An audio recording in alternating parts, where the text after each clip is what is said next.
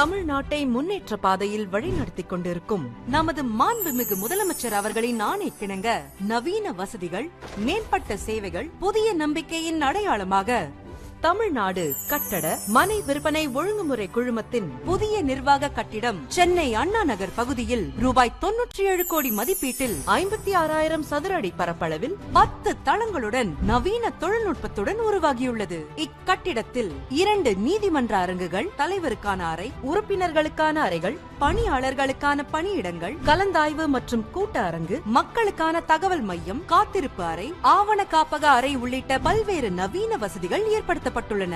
இதனைத் தொடர்ந்து கட்டிடத்தின் செயல்திறனை உயர்த்தும் நவீன அடிப்படை வசதிகளான மைய குளிரூட்டும் அமைப்பு, மின் தூக்கிகள், 2 மற்றும் 4 சக்கர வாகன நிறுத்தும் இடங்கள், தீயணைப்பு மற்றும் பாதுகாப்பு வசதிகள் என அனைத்து வசதிகளும் கூடிய நிர்வாக வளாகத்தினை மாண்புமிகு தமிழ்நாடு முதலமைச்சர் அவர்களால் திறந்து வைக்கப்பட்டு பயன்பாட்டிற்கு வழங்கப்படுகிறது.